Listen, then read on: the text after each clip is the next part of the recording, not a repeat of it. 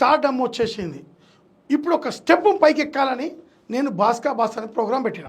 బాస్కా boss programme ఎందుకు పెట్టిన అంటే, ఇప్పుడు బిగ్ బాస్ ఉంది, నాకు కూడా కోరిక ఉంటుంది పోవాలని.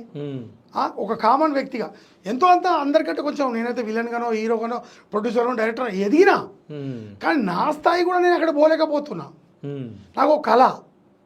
అలాంటప్పుడు నేనే ఇలా కలగంటే ఇంకా చాలామంది ఊర్లలో ఉంటారు, టాలెంట్ ఉన్న వాళ్ళు ఉంటారు, ఇండస్ట్రీ కోసం తిరిగేటోళ్ళు ఉంటారు, వాళ్ళకు కూడా ఒక కళ ఉంటుంది కదన్న. నేను ఏదో రోజు స్టార్ అవుతా, నేను కూడా బిగ్ బాస్ పోతా అని. అలాంటి వాళ్ళ కోసమే ఈ బాస్కా బాస్.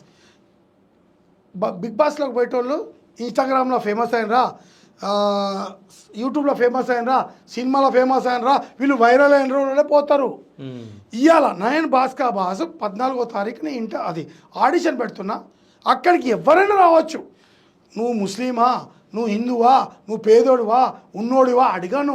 ఆ ఆడిషన్లో నీకు టాలెంట్ ఉందా, వచ్చి ఆడిషన్ ఇవ్వు. నువ్వు ఇంతకుముందు ఇన్స్టాగ్రామ్లో ఫేమస్ అయినావు, అవసరం లేదు మాకు.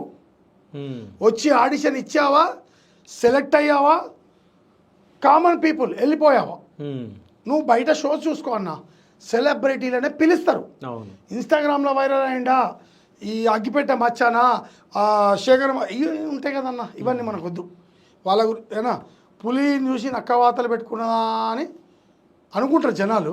కానీ నాకు డ్రీమ్ అన్న, ఒక స్టెప్ పైకి ఎక్కుతున్నా.